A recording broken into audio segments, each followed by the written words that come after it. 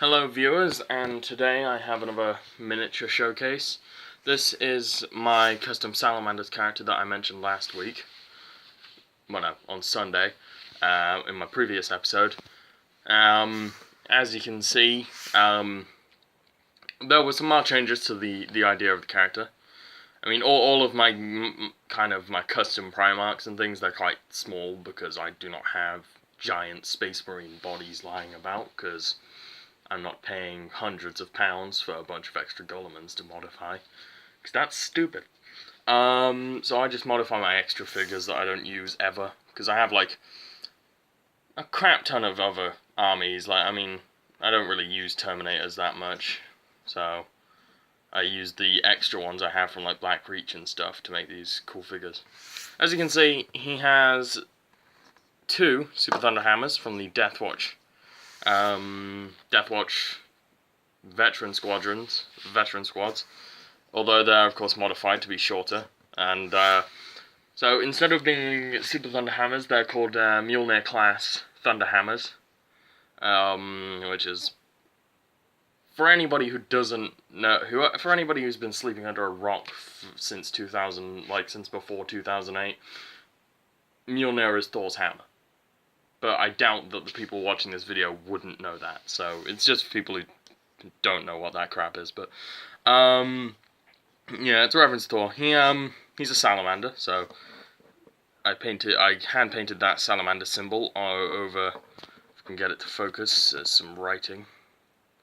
If you're wondering, people, these are the Dreadnought. The shoulder pads are Dreadnought leg covers from the Venerable Dreadnought that you get in the Deathwatch starter set, because I got a bunch of them and I was just like, build all my Deathwatch and then use what's left to build badass figures, you know. Like that melter that's on the bottom of his wrist there, that is from a Militarm Tempestus set, and that flamer is a piece of one of the Deathwatch weapons, well, 2 pieces attached to an arm, and it's actually a Deathwatch arm right there. It's even got the writing left. And then he's got more pieces of a Venerable Dreadnought making up his really bulky armor.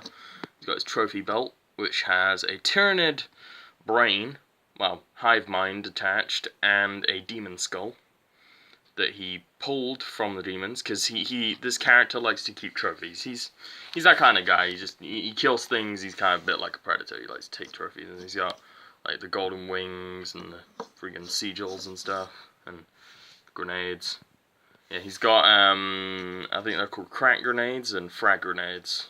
The red ones I think are crack grenades, and the normal ones are just frag grenades. Everybody should know what a frag grenade is.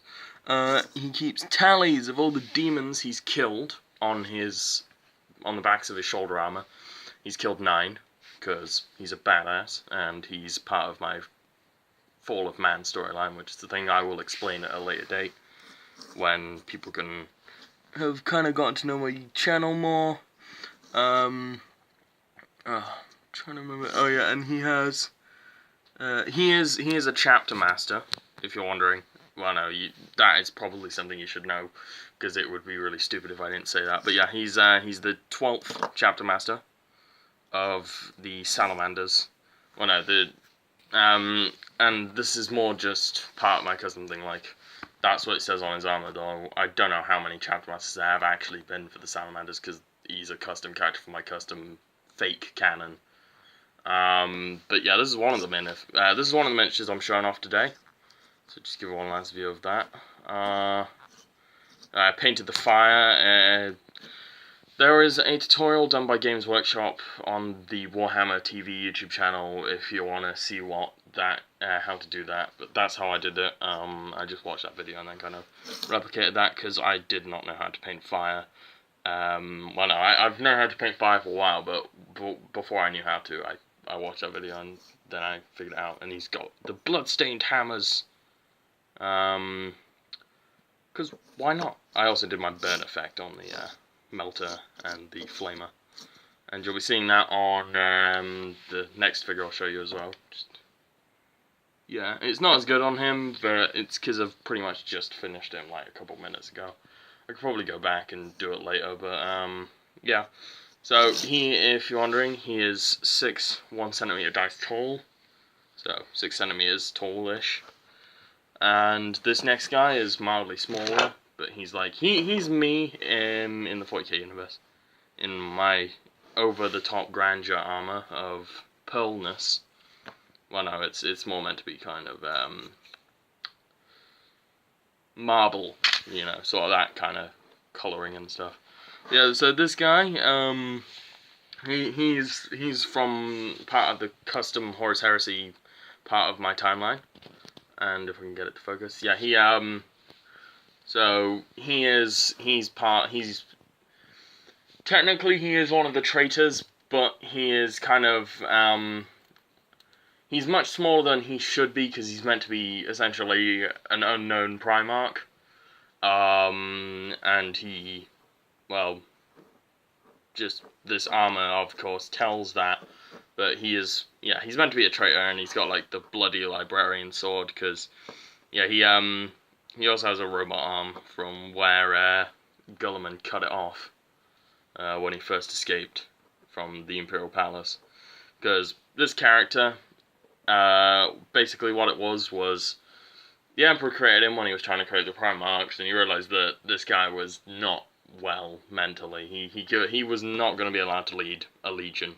Just no chance in hell. This guy would turn on everyone almost instantly. So he decided he was going to lock him up in the Imperial Palace and keep him there forever.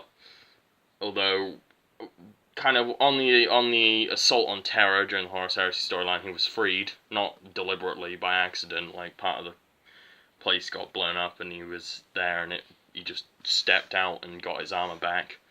And during that, bearing in mind, this is non-canon character, it's just custom storyline. During his escape, his arm was cut off by Gulliman, and then he went off and got his new sword and stuff. And he has still got like a scar across his face from the battle damage, if I can get it to focus.